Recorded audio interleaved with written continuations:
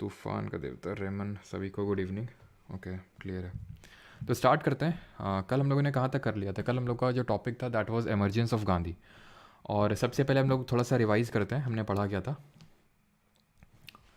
हमने ये पढ़ा था कि गांधी जी रिटर्न, पहले तो गांधी जी ने साउथ अफ्रीका में क्या किया था। तो he set up Natal Indian Congress, ठीक है, फिनिक्स फार्म, टॉलस्टॉय फार्म और इंडियन ओपिनियन एक न्यूज़पेपर लेके आया। Then he return to India 9 जनवरी 1915। देन उन्होंने एक साल अपने पॉलिटिकल गुरु गोपाल कृष्ण गोखले के कहने पे इंडिया का भ्रमण किया। और फिर उसके बाद बैक टू बैक 3 हिट्स मारे। वो कौन से हिट्स थे? चंपारण सत्याग्रह 1917, अहमदाबाद मिल स्ट्राइक 1918 और खेड़ा सत्याग्रह 1918। उसके बाद 1919 में आता है anarchical and revolutionaries crimes act, which was a permanent extension of defence of India act 1915, जो कि फर्स्ट वर्ल्ड वॉर के टाइम पे आया था। उसको ब्लैक एक्ट बोला गांधी जी ने, जिसको कॉमन नेम था रॉलेट एक्ट, बिकॉज उसको सिडनी रॉलेट ने एक तरह से उसको कंपोज किया था, उसमें रिकमेंडेशंस अपने दिए थे। उसमें ये था कि बिना एक तरह से ट्रायल के 2 साल का इंप्रिजन हो सकता है, ये उसमें प्रोविजंस थे। तो इसके खिलाफ सत्याग्रह ऑर्गेनाइज किया, रॉलेट सत्याग्रह जिसको बोला गया। और हमें पता होना चाहिए कि होम रूल लीग जो 1916 में बनी थी, उसमें उसको एक तरह से बंद करके उसमें नए या फिर बोल सकते हैं यंगर सेक्शन को इन्फ्यूज़ करके उन्होंने रॉलेट सत्याग्रह में यूज़ किया। और उस होम रूल लीग का जो बाल गंगाधर तिलक ने बनाई थी, उसका नाम कन्वर्ट करके स्वराज्य सभा इसी टाइम पर रखा था। जहाँ हमें पता है फिर होता यह है कि 6 अप्रैल को पहले बात तो लॉन्च होता है, 9 अप्रैल को अरेस्ट होती है, और किसकी? सैफुद्दीन कुचलू और डॉक्टर सत्यपाल की। और उस अरेस्ट का प्रोटेस्ट करने के लिए 13 अप्रैल 1919 को लोग अमृतसर के जलियांवाला बाग में इकट्ठा होते हैं, जहाँ पे रेगिनाल्ड डायर फायर के आदेश देता है और बहुत सारे लोगों की डेथ हो जाती है। इस एक्शन को डायर, माइकल डायर जो था, वो काफ़ी उसको सराहना करता है। और यही कारण है कि उधम सिंह ने इसकी हत्या करी। पहले वो रेगिनाल्ड डायर की भी हत्या करना चाहते थे, मेनली तो वही टारगेट में था, लेकिन तब तक वो मर चुका था 1940 तक।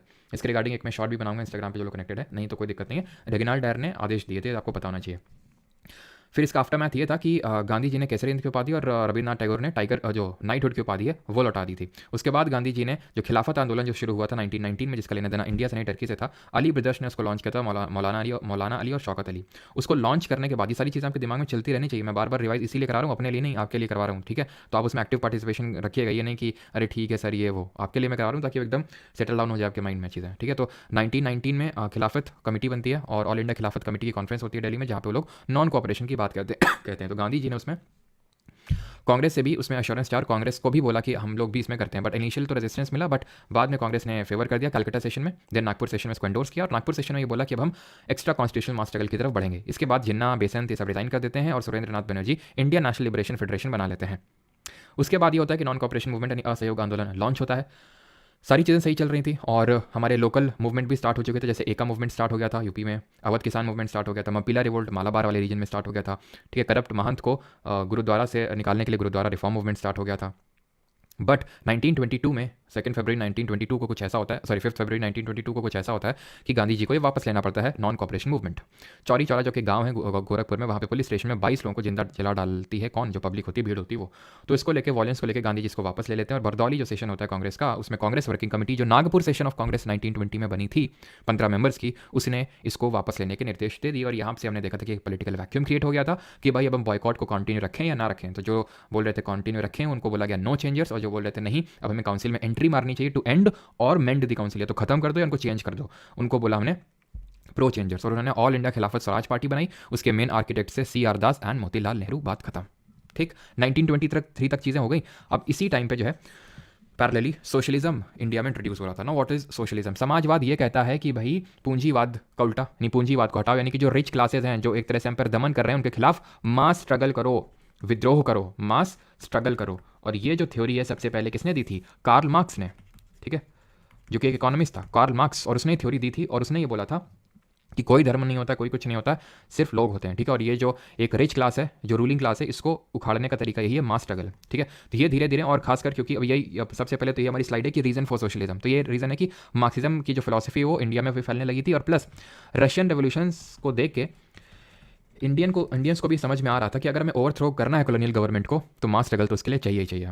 तो यहाँ पे सोशलिज्म इंडिया में समाजवाद फैलने लगता है। अब ये किस तरह की फॉर्म लेता है वो देखते हैं। फॉर्मेशन ऑफ पार्टीज, तो कई सारी पहले तो पार्टीज बनती है, जैसे कि एक तो पार्टी बनती है CPI, communist party of India. ये 1920 में बनती है ताशकंद उज्बेकिस्तान में, ठीक है। कहाँ बनती है?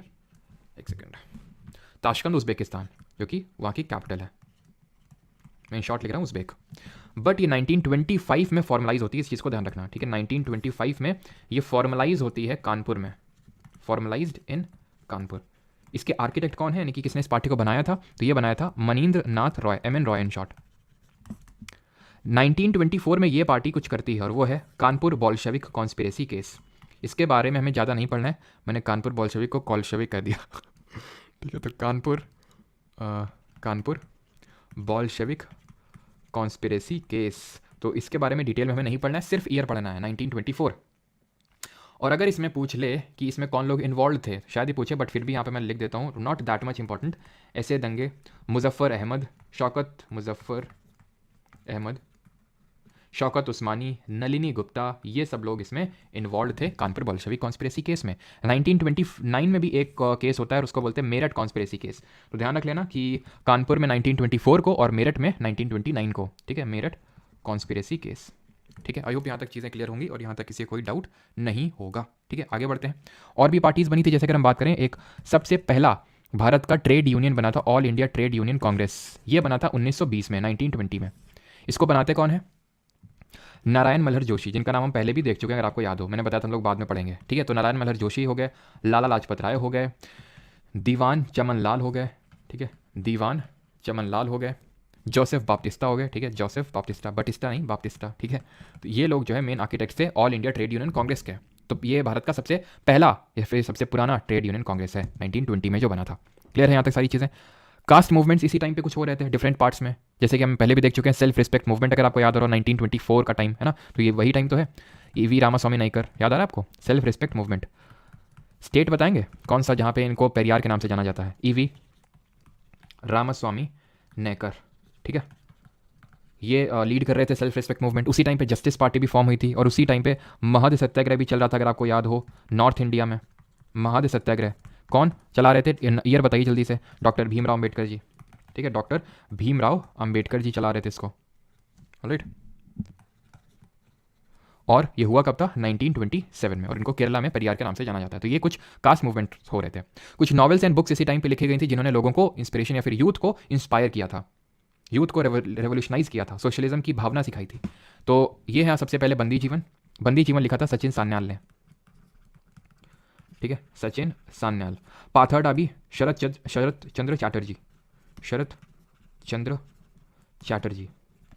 ठीक है, ये रट्टा वाला काम है, सिंपल। ठीक है, फिलॉसफी ऑफ बॉम्ब भगवती चरण वोहरा। ठीक है, भगवती चरण वोहरा ने ये लिखी थी। तो ये कुछ ऐसी नॉवेल्स एंड बुक्स थी उस टाइम पे जिन्होंने यूथ को इंस्पायर किया था टू या तो इंडिविजुअल हीरोइक एक्शन करने के लिए या फिर मार्क्सिज्म का जो फिलॉसफी है। मार्क्सिज्म का फिलॉसफी है कि मास स्ट्रगल करना पड़ेगा आपको, यानी कि बहुत जन सलाब चाहिए अगर उखाड़ फेंकना है गवर्नमेंट को। तो फॉर्चुनेटली बोलिए फिर अनफॉर्चुनेटली आज भी अगर हम देखते हैं तो काफ़ी सारे ग्रुप्स की यही फिलॉसफी है। पहले तो समझ में आता था ठीक है कि ब्रिटिशर्स को उखाड़ फेंकना है, और अभी भी जो गवर्नमेंट आती है, चाहे वो कांग्रेस हो चाहे बीजेपी हो, सब हो, उनके खिलाफ भी ऐसे कुछ तत्व होते हैं। ठीक है, अब ये नहीं बोल रहा हूँ कि नहीं करना चाहिए, वो करना चाहिए, बट मैं आपको एक चीज़ बता रहा हूँ कि ये चीज़ आई कहाँ से। जो आप सुनते रहते हो ना लेफ्टिस्ट, ठीक है, लिबरल करके आप सुनते रहते हो, तो लेफ्टिस्ट का मतलब क्या है, तो लेफ्टिस्ट वही होते हैं जो मार्क्स की फिलॉसफी पे बिलीव करते हैं कि जो गवर्नमेंट है ये हमारा भला नहीं सोचेगी, हम भला अपना सोचते हैं और इनको हमें उखाड़ फेंकना है। तो ये लेफ्टिस्ट फिलॉसफी बोलती है, जो आज भी प्रेवलेंट है। ठीक है, और कुछ कंट्रीज में बहुत ज़्यादा प्रेवलेंट है।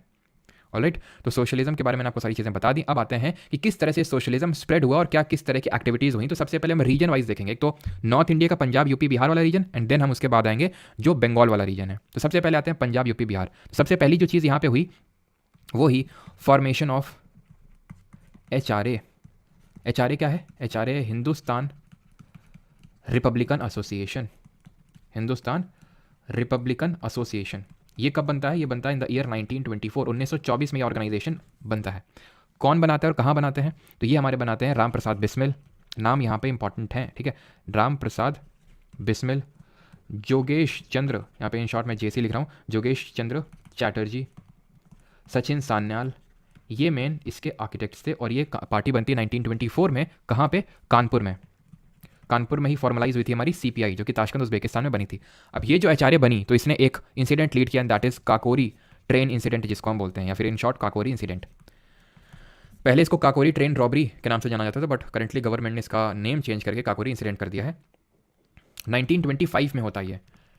एक जगह है काकोरी करके लखनऊ में, वहाँ पे ये एक ट्रेन को, जो भी एक्चुअली में एक ट्रेन जा रही थी, यहाँ से जाना था काकोरी से होके, और उसमें बहुत सारा असलहा भरा हुआ था, एक तरह से आर्मरी भरी हुई थी। तो उसको लूटना या फिर उसको हम बोल सकते हैं कि उसको लेना, उसको कब्जे में लेना मेन टारगेट था HRA पार्टी के जो लोग थे उनका 1925 में। तो ये जब होता है, ठीक है, तो इसमें मेन पहली बात तो ये 1925 में होता है तो पूरी तरह से सक्सेसफुल नहीं हो पाता है, और जो इसमें इन्वॉल्व थे उनमें से काफ़ी लोग तो भाग निकलते हैं, कुछ लोगों को लाइफ इम्प्रिजनमेंट हो जाता है और कुछ लोगों को आई थिंक 3-4 लोगों को इसमें डेथ हुई थी, यानी कि फांसी की सजा हुई थी। उनमें से आपके राम प्रसाद बिस्मिल थे, अशफाकुल्ला खान थे, ठीक है, अशफाकुल्ला खान थे, रोशन सिंह थे, इन लोगों को फांसी की सजा हुई थी। हमें याद क्या रखना है, हमें ये याद रखना है कि HRA 1924 में बनी, कानपुर में बनी। किसने बनाई? राम प्रसाद बिस्मिल, जेसी चैटर्जी। और काकोरी ट्रेन इंसिडेंट कब हुआ? 1925। बात खत्म, क्वेश्चन यहीं से आएगा।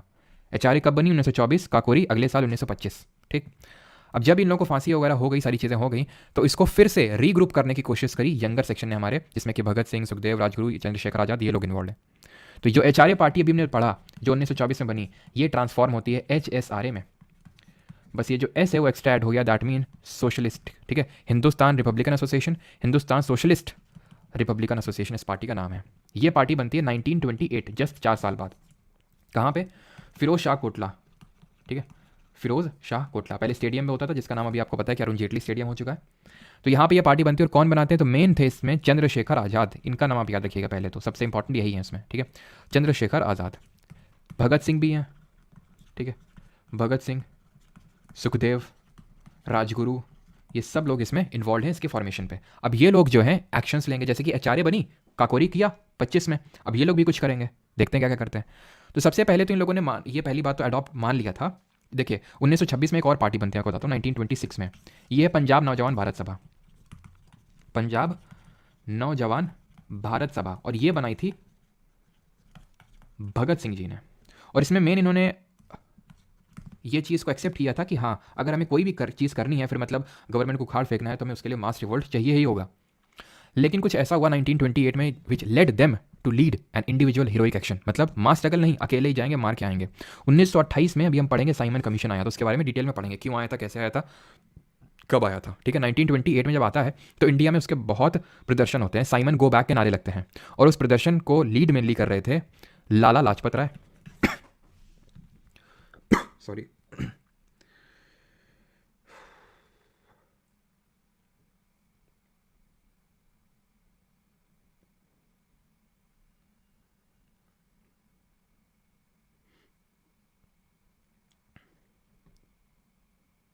चलिए, तो लाला लाजपत राय, ठीक है, तो ये लीड कर रहे थे और इनकी हत्या हो गई। कैसे? मतलब इनको लाठी चार्ज हुआ इन पे, और वो लाठी चार्ज जेम्स स्कॉट ने किया मेनली। ठीक है, जेम्स स्कॉट ने जब ये लाठी चार्ज किया तो इनकी डेथ हो गई, और इसका बदला लेने का सोचा भगत सिंह ने। क्यों?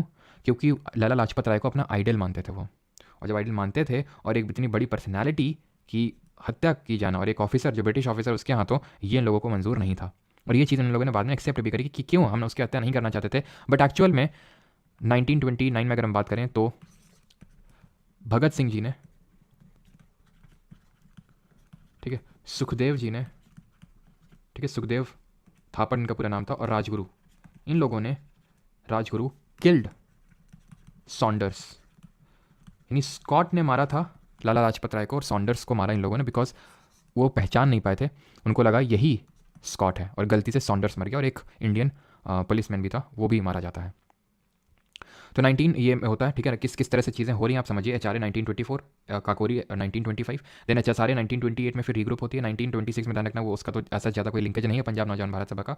देन उसके बाद हमें देखते हैं कि भगत सिंह, सुखदेव और राजगुरु हत्या करते हैं सॉन्डर्स की, ठीक है, बट मारना स्कॉट को चाहते थे। देन इन द ईयर 1929, 1929 में दे बॉम्ब्ड सेंट्रल लेजिस्लेटिव असेंबली, केंद्रीय विधानसभा में बम फेंका। किसने? भगत सिंह और बटुकेश्वर दत्त जी ने। ठीक है, भगत सिंह, यहाँ पे 1928 करिएगा, भगत सिंह और बटुकेश्वर दत्त, बटुकेश्वर दत्त, इन लोगों ने बॉम्ब फेंका। क्यों फेंका बॉम्ब? कुछ तो रीज़न होगा। तो एक्चुअल में पब्लिक सेफ्टी बिल आया था, याद आ रहा है मैंने जो बताया था पिछले लेक्चर में कि प्रो चेंजर्स यानी कि स्वराज पार्टी जो काउंसिल में एंट्री लेके गई थी, उसका मेन एक तरह से अचीवमेंट हम यही मान सकते हैं कि जो पब्लिक सेफ्टी बिल आया था, ठीक है, उसको डिफीट करने में। तो पब्लिक सेफ्टी बिल था किस बारे में? था इस बारे में कि अगर कोई भी फॉरेनर आएगा तो उसको तुरंत डिपोर्ट कर दिया जाएगा, भगा दिया जाएगा यहाँ से। तो उसी के खिलाफ था, और ये कोई हार्म या फिर किल करने के लिए, लोगों को मारने के लिए नहीं था। जो लोग सेंट्रल लेजिस्लेटिव असेंबली में बैठे हुए थे, केंद्रीय विधानसभा में बैठे हुए थे, उनको मारने के लिए नहीं था। उनका मेन टारगेट था to make the deaf hear, यानी कि जो बहरे हो गए ब्रिटिशर्स हैं उनको, ताकि कुछ सुनाई दे कि हमारी आवाज़ क्या है। तो वो उनका मेन पर्पस था।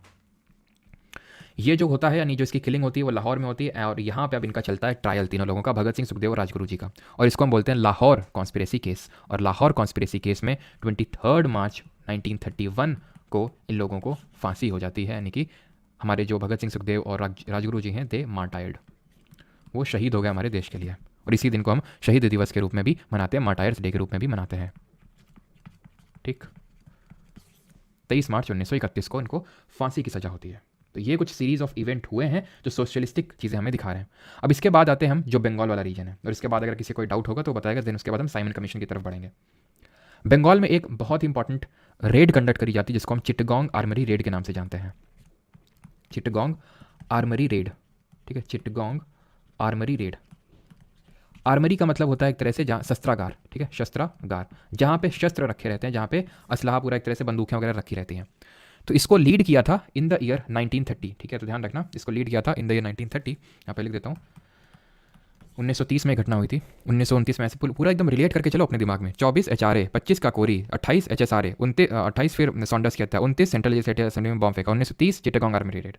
इसको लीड किया बंगाल में सूर्य सेन ने। चिटगांग प्रेजेंट डे बांग्लादेश में पड़ता है, ठीक है। ये मैंने आपको तब भी बताया था जब हम लोगों ने GT road, grand trunk road के बारे में देखा था।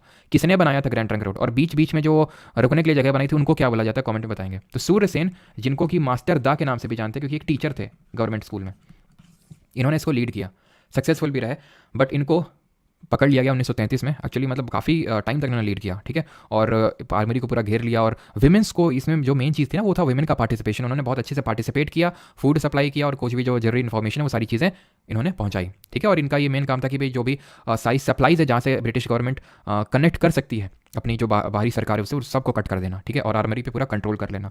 बट फाइनली 1934 को इनको फांसी की सजा हो जाती है सूर्य सेन को। वो हमें याद नहीं रखना कब होता है, बस हमें याद रखना 1930 को ये आर्मरी रेड होती है। और इसमें कौन, ये आप देख भी सकते हैं फोटो, चिटगांग आर्मरी रेड की है, और इसमें जो हमारी विमेन है उनका पार्टिसिपेशन काफ़ी ज़्यादा था। प्रीति लता वड्डेदार, ये नाम याद रखिएगा, ठीक है, प्रीति लता वड्डेदार, कल्पना दत्त, सुनीति चंदेरी, ठीक है, बीना दास।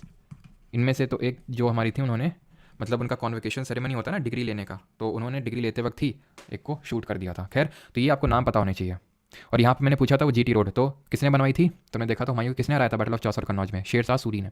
और जो बीच में कंस्ट्रक्ट किए गए थे वो सराइज कहते हैं उनको, सराई, ठीक है। चलिए तो आगे बढ़ते हैं, और यहाँ तक किसी कोई डाउट होगा तो पूछ लेगा, बिकॉज देन इसके बाद हम बढ़ेंगे साइमन कमीशन की ओर। किसी का कोई डाउट यहाँ तक? बिल्कुल सही, और वो सराई है। प्रीति लता बर्थडेदार मतलब क्या लिख रहा है, प्रीति लता वड्डेदार है, ठीक है, वड्डेदार। हर्षित कौशिक है, शिवानी गुप्ता, बेटा शिवानी गुप्ता मत करो, यहाँ पढ़ लो प्रीति लता वड्डेदार, कल्पना दत्त, सुनीति चंदेरी है।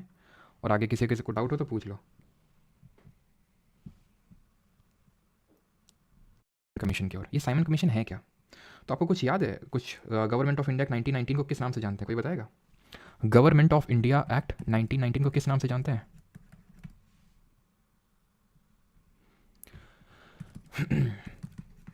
तो इसको हम जानते हैं मॉन्टेग्यू चेल्मसफोर्ड रिफॉर्म्स के नाम से। अब ये मैं क्यों बता रहा हूँ आपको, क्यों बता रहा हूँ पता नहीं तो इसलिए बता रहा हूँ बिकॉज इसमें एक प्रोविजन था कि 10 साल बाद यानी कि आफ्टर 10 ईयर्स एक कमीशन बनेगा। इसमें लिखा था कि आज से 10 साल बाद एक कमीशन बनेगा और वो ये देखेगा कि ये ग्राउंड लेवल पे एक्चुअल में कितना काम किया और कितना काम करने की ज़रूरत है, ठीक। तो कुछ पहले इसको रिवाइज कर लें थोड़ा सा। 3 चीज़ें बताई थी, डायरेक्ट प्रोविंसेस यानी कि द्वैध शासन प्रोविंसेस में, बाई कैमरल लेजिस्लेचर यानी द्विसदनीय विधानमंडल at centre, and it extended the separate electorates, ठीक। तो 10 साल बाद कमीशन बनने की बात हुई है, लेकिन ये तो लोग थोड़ा सा हेस्टीनेस के चक्कर में ब्रिटिशर्स को, क्योंकि वहाँ पे गवर्नमेंट जो चल रही थी उस समय वो थोड़ा जल्दी में थी, तो उसने मतलब अगर हम 10 साल बाद देखें तो 1929 होना चाहिए, बट इन्होंने 1927 में ही एक कमीशन बिठा दिया under the chairmanship of Simon, John Simon उसका नाम था, तो इसलिए इस कमीशन का नाम पड़ा साइमन कमीशन। साइमन कमीशन बनता है 1927 में। जब ये बनता है तो उस समय प्राइम मिनिस्टर अगर कभी पूछ ले कि कौन था कहाँ पे ब्रिटेन में, तो ही वॉज स्टैनले बाल्डविन, ठीक है, स्टैनले बाल्डविन। फिर ये कमीशन भेजा जाता है इंडिया, कब आता है 1928 में, अराइव्ड इंडिया, ठीक है, दिस कमीशन अराइव्ड इंडिया, और इसका पूरा यूनानिमसली विरोध होता है। यूनानिमसली का मतलब है हर वर्ग विरोध करता है इसका, हर पार्टी इसका विरोध करती है। एक्सेप्शंस हैं, जैसे कि एक यूनियनिस्ट पार्टी थी फजलुल हसन ने बनाई थी, वो विरोध नहीं कर रही थी, और जस्टिस पार्टी थी नीचे, वो विरोध नहीं कर रही थी, यानी साउथ इंडिया में हिंदू महासभा थी, वो विरोध नहीं कर रही थी, तो वो एक्सेप्शंस हैं कुछ, बट ओवरऑल सभी लोग इसका विरोध कर रहे थे और साइमन गो बैक के नारे लग रहे थे, साइमन वापस जाओ। अब ये क्वेश्चन बनता है कि क्यों क्यों इतना भयंकर विरोध हो रहा था, और इसी साइमन कमीशन के जो प्रोटेस्ट हुए थे उसी में लाला लाजपत राय जी की डेथ भी होती है, हमने देखा भी। इसका रीज़न ये है मेनली क्योंकि it was a 7 member commission, ये 7 सदस्यीय समिति थी। तो इसमें क्या दिक्कत है, 7 से क्या मैं नफरत थी 7 नंबर से, बिल्कुल नहीं। 7 मेंबर कमीशन था, इससे दिक्कत नहीं थी। ये दिक्कत ये थी कि जितने 7 थे देवर ऑल वाइट, यानी कि सारे ब्रिटिशर थे। यानी कि आप हमारे कॉन्स्टिट्यूशनल रिफॉर्म्स के लिए यहाँ पे कमीशन भेज रहे हो और उसमें इंडियन ही नहीं है। मतलब ये तो वही हो गया कि हम आपके घर के बारे में बता रहे हैं कि आपके घर में ये होना चाहिए वो होना चाहिए, और हम आपकी ही सलाह ना लें कि आपके घर के बारे में सब कुछ बता डालें कि ये करना वो करना, और आपकी सलाह ही ना लें हम। तो वो तो एकदम फालतू वाली बात हो गई कि आप हमारे लिए कमीशन भेज रहे हो जो हमारे आगे फर्दर रिफॉर्म्स, हमारे आगे चीज़ों के बारे में बताएगा, और हमें ही नहीं पार्टिसिपेशन दे रहे हो उसमें। 7 मेंबर्स हैं और सारे उसमें ब्रिटिशर हैं, इसलिए इसका भयंकर विरोध हुआ। इसी वजह से इसकी जो रिपोर्ट पब्लिश हुई वो ज़्यादा कोई मायने रखती भी नहीं, बिकॉज उसको एक्सेप्ट किया भी नहीं गया। अब ये जो 7 मेंबर कमीशन है, ऑल वाइट जो कमीशन है, इसको लेके कुछ रिस्पॉन्स दिखता है। ग्राउंड लेवल पे तो उन्हें बता दिया, लोग साइमन गो बैक के नारे लगा रहे थे, बट एक्चुअल में हुआ क्या कि उस समय सेक्रेटरी होता था उस समय बर्किनहेड, लॉर्ड नहीं लगाएंगे इनके नाम के आगे, ठीक। तो बर्किनहेड ने चैलेंज दिया कि इंडियंस में एक कैपेबिलिटी नहीं है कि वो अपना खुद से कुछ हमें बता सकें कि भाई हमें ये चाहिए वो चाहिए, फिर अपना खुद से कॉन्स्टिट्यूशन बना ले। तो इस चैलेंज को एक्सेप्ट करते हुए नेहरू रिपोर्ट छोड़ो नेहरू रिपोर्ट, एक कमीशन आता है, या एक हम बोल सकते हैं एक कमिटी बनती है, और उसमें डिसाइड कांग्रेस की मेनली, और उसमें डिसाइड किया जाता है कि हम एक खुद का एक रिपोर्ट पब्लिश करेंगे under the chairmanship of Motilal Nehru.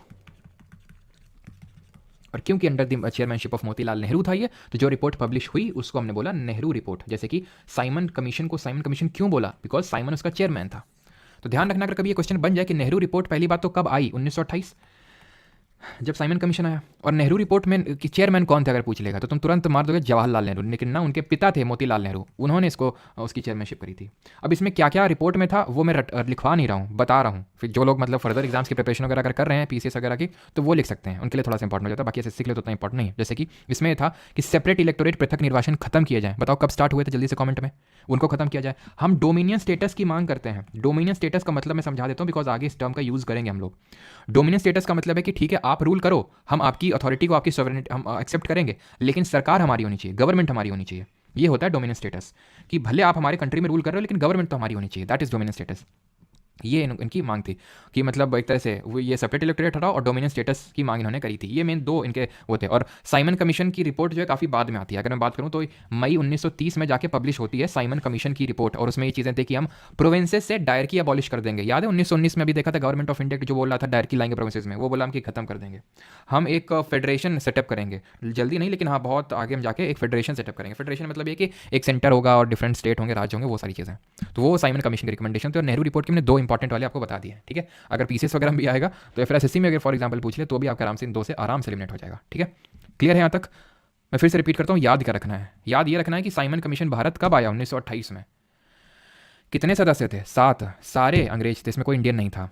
इसके रिस्पॉन्स में नेहरू रिपोर्ट पब्लिश होती है 1928 में। बट इससे पहले, नेहरू रिपोर्ट आने से पहले, मुस्लिम लीग ने अपने दिल्ली प्रपोजल्स भी दिए थे। ध्यान रखना, अगर कभी पूछ ले कि दिल्ली प्रपोजल्स किसने दिए थे, तो ये मुस्लिम लीग ने दिए थे। और मुस्लिम लीग से हट के जिन्ना उछल कूद मचा रहा था अपना, और इसने अपने 14 पॉइंट्स दिए, जिनको हम जिन्नास 14 पॉइंट्स बोलते हैं। तो ये सारी चीज़ें in response to Simon commission ही हुई थी। चाहे जिन्ना ने अपने, क्योंकि मेन ये था कि कांग्रेस ने अपने ये नेहरू रिपोर्ट दी, तो जिन्ना का क्या था ना कि इन्होंने दी तो हम भी कुछ करेंगे, अलग से हम कुछ करेंगे। भाव को देता नहीं तो अलग से हम कुछ करेंगे। 14 पॉइंट अपने दे डाले। क्या हमें पढ़ना है? नहीं। जैसे जिन्ना को हम इग्नोर करते हैं वैसे उसके 14 पॉइंट्स को भी इग्नोर करेंगे, बिल्कुल पढ़ने की जरूरत नहीं है, ठीक है। अब आते हैं Calcutta session of Congress. But actual में सबसे पहली बात तो ये है कि अगर कभी पूछ ले कि मद्रास सेशन ऑफ कांग्रेस के बारे में, तो मद्रास में एक सेशन हुआ था कांग्रेस का, ठीक है। मद्रास सेशन ऑफ कांग्रेस, यहाँ पे इन लोगों ने मद्रास सेशन ऑफ कांग्रेस में ये डिसाइड हुआ था कि हम साइमन कमीशन को बॉयकॉट करेंगे। एम.ए. अंसारी की ये चेयरमैनशिप में हुआ था, ठीक है। और इसी में डिसाइड किया गया था कि हम बॉयकॉट करेंगे उसका। अभी तक मैंने ऐसे एसएससी में क्वेश्चन नहीं देखा जो इसमें क्वेश्चन पूछा गया हो, तो देख लीजिए अपने हिसाब से, उतना ज़्यादा रटिए नहीं, थोड़ा सा देख लीजिए, ठीक है। देन आते हैं कैलकाटा सेशन ऑफ कांग्रेस में। इसके बाद जो अगला होता है उसमें होता है कैलकाटा सेशन कांग्रेस में, और इसमें नेहरू रिपोर्ट को एक्सेप्ट किया जाता है, क्योंकि हर चीज़ फॉर्मल तरीके से होती थी कि हाँ भाई नेहरू रिपोर्ट है, इसको हम एक्सेप्ट करते हैं। ये नेहरू रिपोर्ट ये सर, बस इसमें हमें इतना ही पढ़ना है कि नेहरू रिपोर्ट एक्सेप्ट हो गई कैलकाटा सेशन में। अब इरविन ने, जो उस समय वॉइस रॉय हुआ करता था इंडिया में, उसका नाम इरविन था, और वो कुछ डिक्लेरेशन करता है कि देखो भाई ऐसा ऐसा है कि साइमन ने तो अपनी रिपोर्ट दे दी है, अब आप लोगों का जो थोड़ा सा दिक्कत है तो डिस्कस करने के लिए लंदन में आ जाओ। लंदन में हम गोलमेज सम्मेलन करवाएंगे, राउंड टेबल कॉन्फ्रेंस करवाएंगे, वहाँ आप लोगों का स्वागत भी खूब करेंगे अच्छे से, एकदम खूब मज़ा आ जाएगा आपको, समझ रहे हो, मतलब खाने का भी होगा और बाकी भी प्रोग्राम होंगे। तो राउंड टेबल कॉन्फ्रेंस जो है लंदन में ऑर्गेनाइज करने का डिक्लेरेशन करता है इरविन, ठीक। But Congress was in no mood, Congress was in no mood. तो कांग्रेस एक दिल्ली मैनिफेस्टो पब्लिश करती है। जब ये कैलकाटा सेशन हुआ था कांग्रेस का, तो इसमें जो हमारे जवाहरलाल नेहरू हो गए, सुभाष चंद्र बोस, जो थोड़ा यंगर सेक्शन है, उन्होंने बोला कि अब नहीं चलेगा, अब हम कंप्लीट इंडिपेंडेंस, अब हमें गोल डिक्लेयर करना है, यानी पूर्ण स्वराज चाहिए हमें। तो जो थोड़े बड़े लोग थे, गांधी जी, मोतीलाल नेहरू, ये थोड़ा समझाते हैं लोगों कि देखो बड़ी मुश्किल से तो डोमिनियन स्टेटस पे हमने अपनी सेंस वो बनाई है, डोमिनियन स्टेटस पे कंसेंसस बनाई है कि ठीक है हमें डोमिनियन स्टेटस चाहिए, मतलब मैं आपको बता चुका हूँ पहले। अब हम इस पर जल्दी जल्दी से उछल जाएंगे तो वो सही नहीं रहेगा। तो बोलते नहीं नहीं, तो फिर ये एक बात सेट हुई सभी लोगों में कि ठीक है 1 साल का अल्टीमेटम इनको देते हैं, अगर 1 साल में डोमिनियन स्टेटस नहीं देते हैं देन हमारा गोल अब कंप्लीट इंडिपेंडेंस की तरफ ही शिफ्ट हो जाएगा। तो दिल्ली मैनिफेस्टो में ये क्या है, दिल्ली प्रपोजल अलग है, वो मुस्लिम लीग ने दिया था साइमन कमीशन के रिस्पॉन्स में। दिल्ली मैनिफेस्टो ये कांग्रेस ने निकाले दिल्ली मैनिफेस्टो। इसमें क्या था कि हमें भाई ये चाहिए, ये हमारी डिमांड है कि हम राउंड टेबल कॉन्फ्रेंस में नहीं पार्टिसिपेट करेंगे जब तक हमारी डिमांड्स मीट नहीं होंगी, जैसे कि हमें डोमिनियन स्टेटस मेनली चाहिए था और भी चीज़ें थी। जब ये दिल्ली मैनिफेस्टो इरविन के पास प्रेजेंट किया गया तो इसने मना कर दिया कि ये सब नहीं हो पाएगा। और दिल्ली मैनिफेस्टो में ये था कि जो राउंड टेबल कॉन्फ्रेंस होने वाली है गोलमेज सम्मेलन, उसमें ये डिस्कशन होना चाहिए इस पर कि डोमिनियन स्टेटस कब लागू होगा, ना कि लागू होगा कि नहीं होगा। ये डिस्कशन नहीं होना चाहिए, ये होना चाहिए कब होगा। तो बोलता नहीं, ये पॉइंट तो नहीं डिस्कस होगा। वीडियो में बोलता है ये तो मैटर नहीं है राउंड टेबल कॉन्फ्रेंस का। तो फिर ये लोग लौट गए, और जब लौट गए तो अगेन जो है अब लाहौर सेशन को देख लेते हैं। तो उसके बाद गांधी जी की 11 डिमांड्स। तो लाहौर सेशन होता है कांग्रेस का 1929 में, 1929 में दिसंबर में। ये लोग भड़के हुए थे कांग्रेस वाले। अब इन्होंने सबसे पहले इसके चेयरमैनशिप किसने करी, इसके प्रेसाइड किसने किया, जवाहरलाल नेहरू, ठीक है। ये गांधी जी की सपोर्ट से मेनली प्रेसिडेंट बने थे, क्योंकि जो प्रोविंशियल कमिटीज थी उन्होंने मतलब विरोध किया था, बट खैर हमें उसे क्या लेने देना, प्रिसाइड किया था जवाहरलाल नेहरू ने। और इसमें कुछ इंपॉर्टेंट चीज़ें हुई थी। फर्स्ट इंपॉर्टेंट चीज़ कि जो फर्स्ट राउंड टेबल कॉन्फ्रेंस है गोलमेज सम्मेलन, उसका हम बॉयकॉट करेंगे, नहीं जाएंगे उसमें लंदन में। दूसरा ये था, अब हमारा जो गोल है, कांग्रेस का जो गोल है वो पूर्ण स्वराज है। क्यों? क्योंकि याद करिए ये जो सेशन होता है कलकत्ता का, ये दिसंबर 1930 में होता है। 1 साल का अल्टीमेटम फिक्स हुआ था, अगर ये नहीं मानेंगे तो फिर 1 साल बाद हम गोल अपना जो है पूर्ण स्वराज यानी कि कंप्लीट इंडिपेंडेंस डिक्लेयर करेंगे, और वो वक्त आ चुका है। लाहौर सेशन 1929, ठीक है। यहाँ पे 28 करिए, ठीक है, 1928। एक्चुअली में जो मद्रास सेशन हुआ था ना, ये भी 1900 कहाँ गया मद्रास सेशन, ये भी 1928 में हुआ था सर, दो सेशन। ये स्पेशल सेशन बुलाया गया था मद्रास वाला, ठीक है, मद्रास वाला स्पेशल सेशन जो होते थे कि इमरजेंसी सिचुएशन पे, ऐसे समझ सकते हो, ठीक है। देन 1 साल हो चुका था। अब 1929 में जो लाहौर का सेशन होता है 1 साल बाद, उसमें गोला पूर्ण स्वराज डिक्लेयर किया जाता है। थर्ड पॉइंट ये था सबसे पहले, दैट वॉज कि 26 जनवरी 1930 को हम अपना पहला इंडिपेंडेंस डे सेलिब्रेट करेंगे, इंडिपेंडेंस डे मनाएंगे। और 31 दिसंबर 1930 को रावी नदी के तट पे झंडा फहराया गया विद दी स्लोगन्स ऑफ इनकलाब जिंदाबाद। किसने फहराया? मेनली जवाहरलाल नेहरू ने। 31 दिसंबर 1930 को, तो आज से कितने साल पहले हो की बात हो रही है, जल्दी से बताइए। तो ये सारी चीज़ें लाहौर सेशन में हुई कि हम राउंड टेबल कॉन्फ्रेंस को बॉयकॉट करेंगे, पूर्ण स्वराज हमारा गोल है। 26 जनवरी 1930 को हमारा पहला इंडिपेंडेंस डे सेलिब्रेट करेंगे और रावी नदी के तट पर झंडा फहराया। और फोर्थ पॉइंट कि हम लॉन्च करेंगे सिविल डिसओबीडियंस मूवमेंट, CDM, सविनय अवज्ञा आंदोलन इसको हिंदी में बोलते हैं। अब ये लॉन्च करने से पहले गांधी जी ने अगेन एक अल्टीमेटम दिया कि बेटा ये हमारी 11 डिमांड है, ब्रिटिशर से बोला, और तुमको हम अल्टीमेटम दे रहे हैं 31 जनवरी 1930 का, मानना है तो मान जाओ, नहीं तो फिर अच्छा नहीं होगा। भाव ही नहीं दिया किसी ने, ब्रिटिशर ने। गांधी जी बोलते अच्छा अभी बताते हैं, लॉन्च करते हैं भी डांडी मार्च लॉन्च कर दिया गांधी जी ने। कब? 12 मार्च को। अब इसमें यह बात आती है कि डंडी मार्च क्यों बोलते हैं, गांधी जी डंडी लेके चले थे इसलिए। बात तो सही, गांधी जी एक डंडी लेके चले थे, मतलब एक अपना जो सहारा, एक तरह से लाठी बोल सकते हैं, लेकिन डांडी एक जगह है। गांधी जी ने मार्च स्टार्ट किया था। मार्च क्यों बोलते हैं? मार्च में स्टार्ट हुआ था, ये भी बात सही कि मार्च में स्टार्ट हुआ था, देखो यहाँ पे। लेकिन मार्च का मतलब है पैदल यात्रा। तो ये जो पैदल यात्रा है ये साबरमती से लेके डांडी तक होनी थी, साबरमती से लेके डांडी तक। और यहाँ पे सॉल्ट लॉ को वॉयलेट करना था। सॉल्ट लॉ क्या था कि मतलब एक तरह से टैक्स नहीं देंगे सॉल्ट में। सॉल्ट को ही गांधी जी ने थीम क्यों चुना था? क्योंकि सॉल्ट एक ऐसी नमक, एक ऐसी चीज़ है जिसको हर कोई यूज़ करता है, चाहे ऊपर वाला अमीर हो, चाहे गरीब हो, चाहे मिडिल क्लास हो, सब कोई। तो सॉल्ट लॉ को वॉयलेट करने का यहाँ पे डिसीजन लिया था गांधी जी ने, और साबरमती से डांडी तक मार्च किया along with his 78 delegates. Congress के पहले सेशन में कितने डेलीगेट थे? 72। गांधी जी के साथ मार्च किया 78। और ये मार्च खत्म होता है टिल कब तक चलता है? 4 अप्रैल तक, जब ये पहुंच जाते हैं डांडी में। और ये काफ़ी फेमस, इसको यहाँ तक कि जो फॉरेन न्यूज़ एजेंसीज हैं वो भी इसको कवर करती हैं। ये टोटल अगर कभी जर्नी पूछ ले तो 240 मील की जर्नी थी, 240 माइल्स की जर्नी थी। सॉल्ट लॉ को यहाँ पे वॉयलेट किया गया था। अब गांधी जी ने बोला कि हम जो धारसाना है ना जगह, वहाँ पे रेड करेंगे, सॉल्ट जो वर्क होते हैं वहाँ पे रेड करेंगे। इससे जब ये इन्होंने अनाउंस किया गांधी जी ने, तुरंत इनको कर लिया गया अरेस्ट। गांधी जी हो जाते हैं अरेस्ट 4 मई को, इनको हो जाती है जेल। और जब 4 मई को हो जाती है जेल, तब अब स्प्रेड होगा सॉल्ट डिसोबीडियंस का। कौन करेगा ये काम? आगे का संभालेंगे कांग्रेस वर्किंग कमिटीज। गांधी जी के साफ निर्देश थे इससे पहले ही कि अगर जो लोग भी गवर्नमेंट जॉब में हैं रिजाइन कर सकते हैं, कर दीजिए। टैक्स मत पे कीजिए, टैक्स मत पे कीजिए जो ब्रिटिशर हैं उनको, ठीक है। और उनकी अरेस्ट के बाद जो भी लोकल लीडर्स हैं उनको फॉलो किया जाएगा। तो कांग्रेस वर्किंग कमेटी, अगर आपको याद हो 1920 नागपुर सेशन में बनी थी 15 मेंबर्स की, उसने बोला 3 निर्देश दिए। रैतवाड़ी एरियाज में क्या होना है? जमींदारी और सेंट्रल प्रोविंस। बता चुके हैं आपको कि जमींदारी क्या होता है, रैतवाड़ी क्या होता है, महालवाड़ी क्या होता है, सारी चीज़ें। तो रैतवाड़ी अगर एरियाज में बोलता हूँ कौन से एरियाज, तो जमींदारी पहले ऊपर था, रैतवाड़ी नीचे आ गया। मद्रास और बॉम्बे की मैं बात कर रहा हूँ, मद्रास मेनली।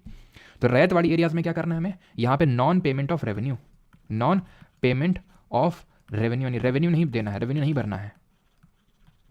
जमींदारी एरियाज में क्या करना है? नो चौकीदार टैक्स कैंपेन यहाँ पे लॉन्च कर दिया। चौकीदार टैक्स जो होता था, चौकीदार कैसे लिख दिया मैंने, तो चौकीदार टैक्स नहीं देना है अभी, ठीक है।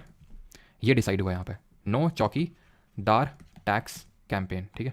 यहाँ पे मैं इन शॉर्ट टैक्स लिख रहा हूँ, ठीक है। सेंट्रल प्रोविंस में डिफायंस ऑफ फॉरेस्ट लॉज, तो सेंट्रल प्रोविंस में फॉरेस्ट लॉज को वॉलेट करना है, ये जो है अनाउंस किया, ठीक। थोड़ी सी रटने वाली चीज़ है। डिफरेंट स्टेट में डिफरेंट डायरेक्शन दिए गए और डिफरेंट लीडर्स थे, वो हमें देखने कि डिफरेंट स्टेट में कौन कौन कहाँ से लीड कर रहा था सिविल डिसोबीडियंस मूवमेंट को, और ये काफ़ी इंपॉर्टेंट है, ठीक। तो आगे बढ़ते हैं। तो तमिलनाडु में अगर बात करें तो कौन लीड कर रहा था? सी राजगोपालाचारी लीड कर रहे थे, बस हमें लीडर पता होना चाहिए, सी राजगोपालाचारी। मालाबार से के केलप्पन, के केलप्पन हम लोग पहले पढ़ चुके हैं, अगर आपको याद आ रहा हो। एक सत्याग्रह मैंने आपको बताया था, वो कौन सा सत्याग्रह था जो वी से स्टार्ट होता है? बताइए जल्दी से, अगर गेस कर सकते हैं तो। और उड़ीसा से गोपाल बंधु, गोपाल बंधु चौधरी, ठीक है। और बिहार से अंबिका कांत सिन्हा, अंबिका कांत सिन्हा। और यहाँ पे नाखस पॉन्ड को जो है साइट चूज की गई थी as to violate the salt law, नाखस पॉन्ड, ठीक है। मेनली क्योंकि सॉल्ट जो है कोस्टल इलाकों में ही बनता है, बिहार तो हमारा लैंड लॉक स्टेट है, ठीक है। और कोई मतलब इस तरह से ओशन तो है नहीं आसपास, तो इसलिए वहाँ पे नाखस पॉन्ड को चूज़ किया गया था एज अ सिंबल। और यहाँ पे ने कुछ क्वेश्चन पूछा था, वैकॉम सत्याग्रह, ठीक है, वैकॉम सत्याग्रह को लीड किया था, ठीक है। Peshawar, this is very important, यहाँ पे लीड किया था हमारे खान अब्दुल गफ़ार खान ने, बहुत इंपॉर्टेंट नेम है, ठीक है, खान अब्दुल गफ़ार खान, ये आप नहीं भूल सकते पेशावर वाला, ठीक है।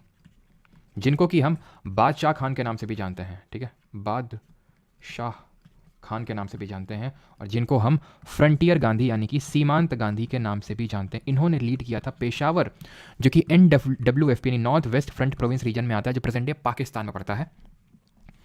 वहां पे इन्होंने रेड शर्ट मूवमेंट चलाया, रेड शर्ट, लाल कुर्ती आंदोलन, रेड शर्ट्स। ये कौन थे? इन्होंने एक पार्टी बनाई थी, खुदाई खिदमतगार, खुदाई खिदमतगार, और इस पार्टी का यूज करके इन्होंने यहाँ पे इसको लीड किया, CDM को, सिविल डिसोबीडियंस मूवमेंट को, पेशावर में। तो याद रखना, again repeat, Khan Abdul Ghaffar Khan, frontier Gandhi, red shirt, खुदाई खिदमतगार, ये भूल नहीं सकते, एकदम रट जाइए इसको तुरंत अभी, ठीक है। धारसाना से अगर बात करें तो धारसाना जगह पड़ती है गुजरात में, डांडी के पास में ही है, जहाँ पे गांधी जी ने पहले बोला था कि मतलब यहाँ पे हम रेड करेंगे। तो यहाँ से लीड किया था सरोजिनी नायडू, जो हमारे देश की पहली महिला राज्यपाल हैं और कांग्रेस की पहली भारतीय महिला अध्यक्ष हैं। और मणिपुर और नागालैंड से अगर बात करें तो रानी गैदिन लियू, ठीक है, रानी गैदिन लियू, इन्होंने लीड किया था मणिपुर से, बहुत फेमस पर्सनालिटी है, इन पे मैं एक शॉर्ट वीडियो भी बनाऊंगा जल्दी, ठीक है। तो बस हमें बट अभी के लिए इतना याद रखना, ठीक है, रानी गैदिन लियू कि इन्होंने लीड किया था वाले नॉर्थ ईस्ट वाले रीजन से। इनको फिर मतलब जेल में डाल दिया था ब्रिटिशर ने, और बाद में जब हम आज़ाद हो गए थे तो फिर इनको रिलीज़ किया गया था जेल से।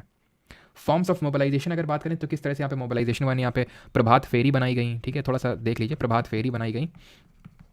वानर सेना, मतलब एक तरह से इस तरह से लोगों को मोबिलाइज किया गया कि भाई ये प्रभात फेरी बना लो, ये वानर सेना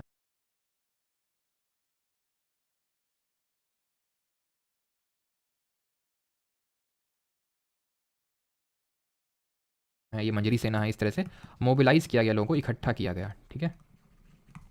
एंड अब आते हैं गांधी हीरोइन पैक्ट पे, बस चीज़ें अब खत्म होने को हैं। तो अगर किसी को डाउट हो यहाँ तक तो पूछ लो, यहाँ तक किसी को डाउट तो नहीं है? एक बार मैं कमेंट्स चेक कर लेता हूँ, बिकॉज अब हम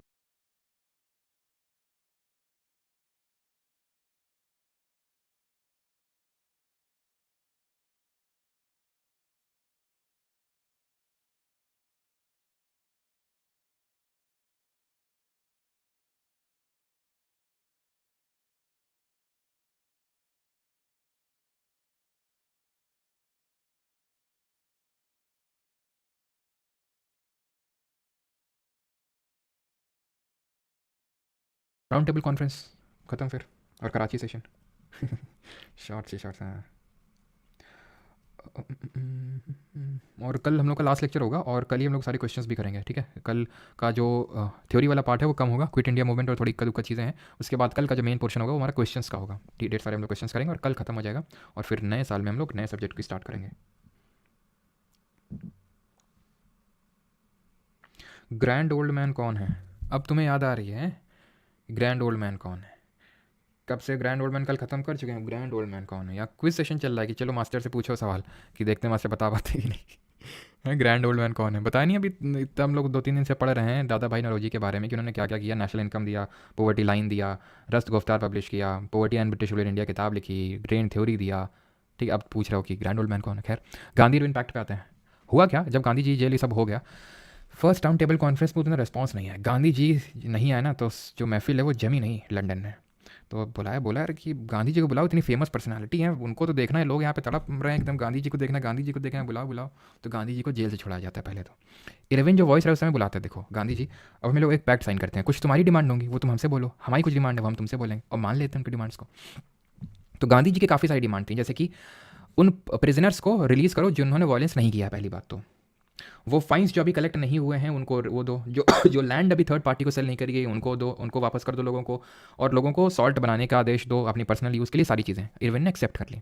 गांधी जी की कुछ और भी डिमांड थी जो इरविन ने नहीं मानी। गांधी जी ने बोला भगत सिंह, सुखदेव और राजगुरु जी की फांसी को टाला जाए, बट वो इरविन ने नहीं माना। इरविन ने बोला, इरविन की कुछ डिमांड थी और इसमें से जो प्रमुख डिमांड थी दैट वाज दो, कि आरटीसी को सस्पेंड करो, और सॉरी क्या बोलूँ, सीडीएम को सस्पेंड करो और आरटीसी में पार्टिसिपेट करो, ठीक है। CDM that is civil disobedience movement, सविना बागी आंदोलन को सस्पेंड करो, और आरटीसी पहली वाली तो हो चुकी थी 1930 में, अब जो 1931 में दूसरी राउंड टेबल कॉन्फ्रेंस है उसमें पार्टिसिपेट करो। तो गांधी जी ने दोनों मान ली।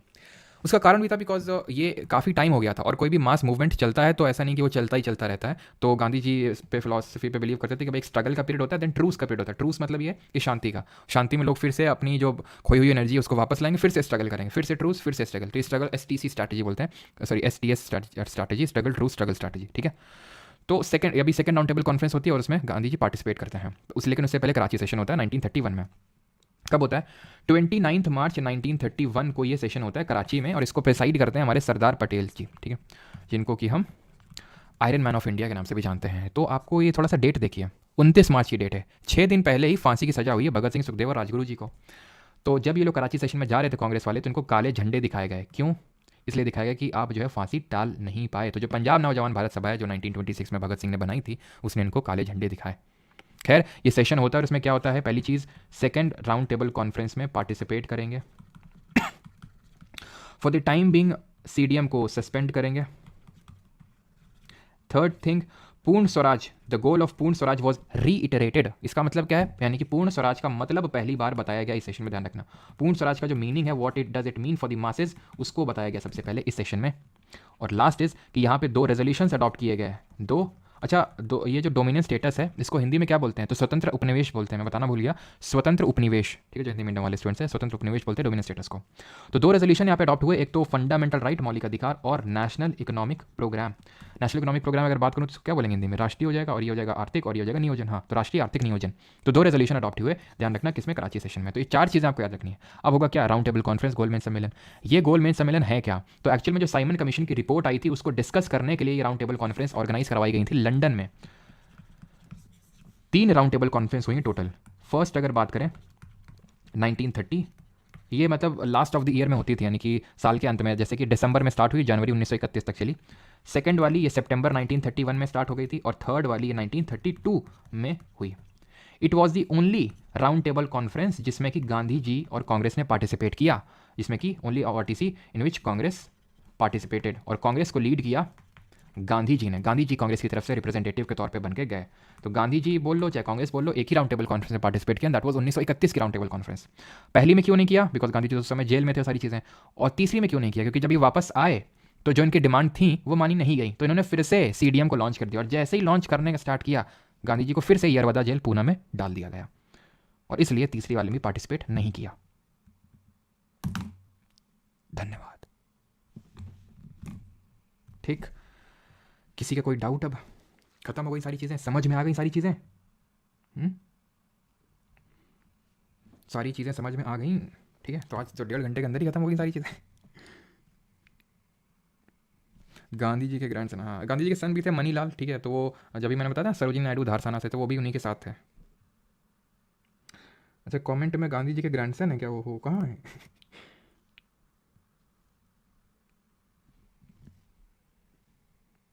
की वजह से मौलाना अली और शौकत अली, और उसमें असरत मानी भी थे, अजमल खान भी थे। पूना फैक्ट नहीं, पूना फैक्ट वो हम कल के लेक्चर के लिए भी कुछ छोड़ दो। तो गांधी जी को भी जेल में डाल दिया है हम लोगों ने, यार जेल पूना में, वो गांधी जी को जेल हो गई, और जेल में ही कल हम लोग कुछ सेना बनाएंगे अपनी, लड़कियां प्रभात फेरी बनाएंगी इस तरह से। तो मतलब इकट्ठा वन चल लिखा नहीं, ठीक है। तो 14 फरवरी 1931 को उनको पैक्ट साइन होता है।